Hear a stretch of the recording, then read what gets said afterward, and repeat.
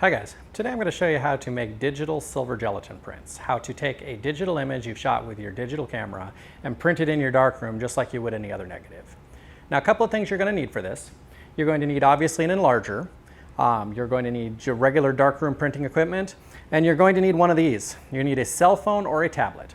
You're going to want to make sure that your phone or tablet has the highest resolution display you can. Like the Apple iPhones and the iPads with the Retina tablet displays, those are really good choices. Now you actually can contact print this way as well by setting your phone directly on the piece of paper, how I'm going to show you with this process, but I'm not going to get too deep into that. We're going to go just with the enlarger today. So anyway, let's get started.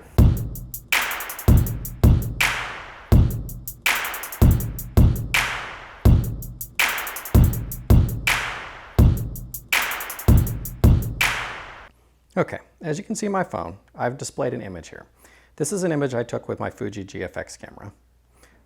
And I've taken it into Photoshop and I have inverted it. Then I've uploaded it to my phone and we're going to use my phone as my negative. So there's a couple of things you're going to want to make sure you do. First off, you are going to want to make sure that your display is as bright as possible. See, it's even blowing out on my camera there. The brighter that you get your display, the easier it's going to be for you to do the exposure.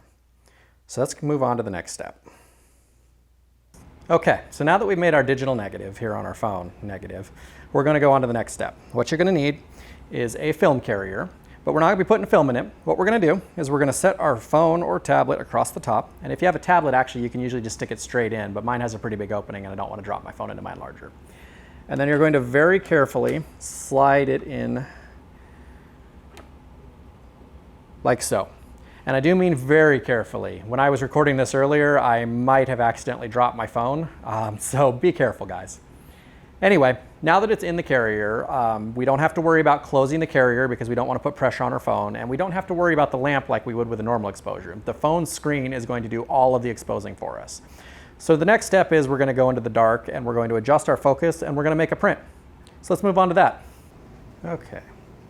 I apologize, I know this is going to be dark, but they don't call it a dark room for nothing.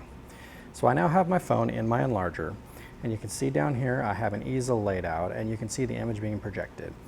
And I'm just going to make sure that it's in focus. And so now I have a negative image on there. Now, a couple things I forgot to mention at the beginning. You're going to want to make sure your phone is in airplane mode because you do not want notifications showing up in your print. And the second one that my phone just demonstrated there is you want to make sure that your screen timeout is set for a very, very long time. So I'm going to pause the video here for just a second and I'm going to restart my phone and we'll get back to this. Okay, I'm back. I've got my phone set to a little longer timeout.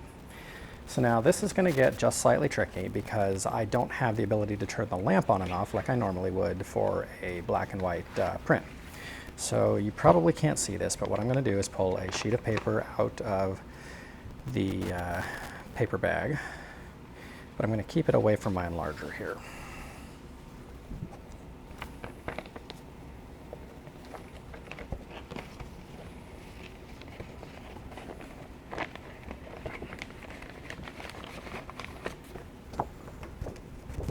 And then what I'm going to do is I'm just going to cover the lens of the enlarger with my hand.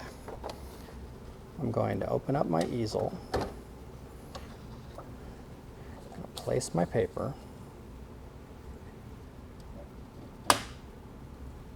and then I'm going to move my hand. And if all goes well, we'll end up doing a good exposure. Now the lamp on this is going to be slightly dimmer than your typical enlarging lamp. So you're going to want to go a little bit longer than you normally would. I'm going to go probably about 45 seconds to a minute here. So we're going to finish this print and then I'm going to move over and we're going to start developing. So I'm going to change my camera position and we'll be right back. Okay, I'm back. We've got our safe flight on and my development tray here. So we're going to take my paper, we're going to toss it in the developer and we're going to see what we get. Make sure my fixer is ready to go.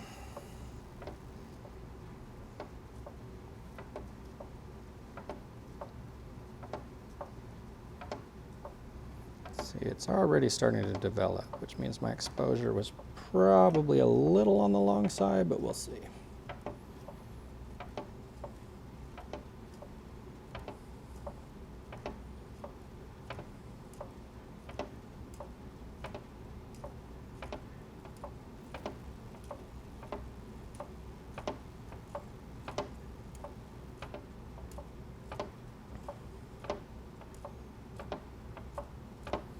like I've got a pretty nice image coming up.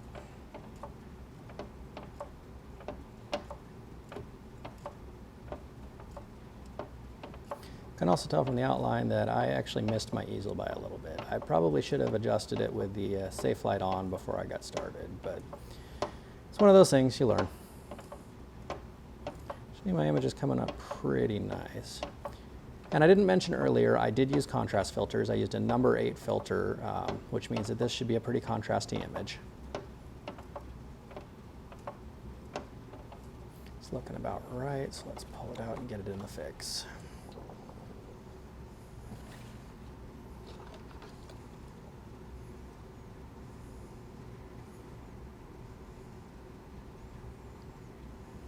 Okay, we're gonna let that fix for a couple of seconds there, and we'll be right back in the light.